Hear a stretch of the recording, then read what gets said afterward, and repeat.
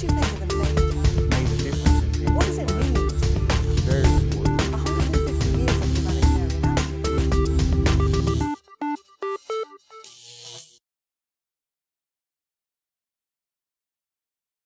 Do you have any things that you would identify as the big humanitarian challenges? The continuing wars, the continuing struggle for access to reach people in very difficult civil wars, and the challenge to stay alongside people in a very constructive way in very protracted wars like DRC and Colombia, which have lasted for decades, and Somalia. How do you see the relevance today of neutrality and impartiality? Neutrality and impartiality are deeply important. I mean, impartiality is important as a core value of humanitarian action, which says that we as humanitarians see every single person as equal. And I also think that most people realize from their own experience in lives that if you want to try and enter a fight or a conflict, get in the middle of it to help people, then neutrality is absolutely essential to get people's confidence and trust, and that we should even respect and care for our enemies. How does it work, this question of getting inside a conflict, when it's a civil conflict, and an aid agency might have to cross a border? I'm thinking of Syria, for example. There are two ways to do it, really. There's an official way. You can do it diplomatically, as the ICRC does, and is so well placed to do. You liaise with government, you liaise with all sides, all warring parties, and you tell them exactly what you want to do to protect civilians, and you ask for their consent to these things and their cooperation. And if there is no consent, is there an argument for going in anyway? Yes, of course there is. There's a very strong ethical argument that if you have offered your help, and if people need help, but this is being refused, then you can take humanitarian initiative. So in your opinion, it would be fine for an agency like the ICRC to just roll across the border into Syria without the government's permission? No, I wouldn't expect the ICRC to do that. I would always expect the ICRC to work with full transparency with all parties. But I do think it is okay and acceptable for NGOs sometimes to go cross-border when there is not clear government consent. And there's a long tradition of this going back to cross-border operations into Ethiopia in the 80s. And I think ethically, if you are neutral, if you are impartial, if your goal is strictly humanitarian, then you can ethically and legally take humanitarian initiative to go to meet needs without explicit state consent. What about the challenges of modern warfare, things like drones, cyber warfare? I'm not sure how many new ethical questions a drone poses.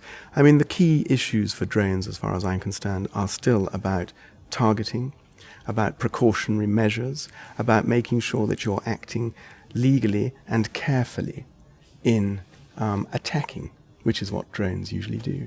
So I think it's quite possible for drones to be incorporated into the laws of war, and they should be, and should be used responsibly.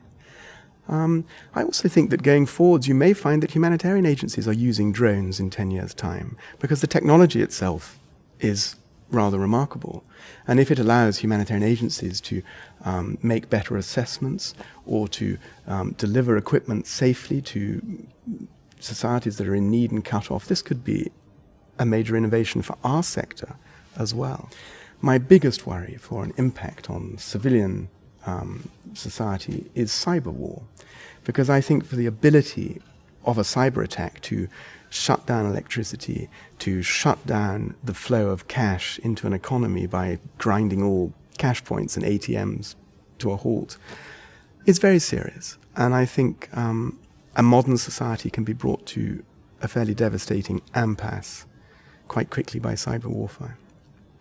I see a lot of competition between aid agencies now, just to get media attention. Is this healthy? Competition is part of life. And competition is very real in humanitarian action. We mustn't forget that. It is a good thing because it creates new ideas, innovation, new practices. If someone like Oxfam is trying hard to develop water and sanitation as its niche, as its speciality, they will tend to come up with good ideas that then the sector will take up. But competition is difficult and probably negative when people are making decisions which say, we are going to be in Syria because we must be seen to be in Syria. Okay? And in fact, they might be making better choices to go to the Central African Republic, where they can get better access, do more things. That's a bad decision because you crowd a field and you have people there actually for mixed motives, which is not wise. So do you have any words of advice for the aid workers, the humanitarian workers of the future? My advice would be, stay true to the goal that you are there to be humane in war and encourage as much humanity in war as you can. Respect the ideas of impartiality and neutrality because they work. Most studies show that there are two things that make local communities and government forces and armed groups accept humanitarian action. And those two things are trust that they are impartial and neutral, so therefore fair and not taking sides. And the second thing is that what they do works and that their aid is effective and that the process in which they give that aid is respectful of people and not arrogant. So those are the golden rules.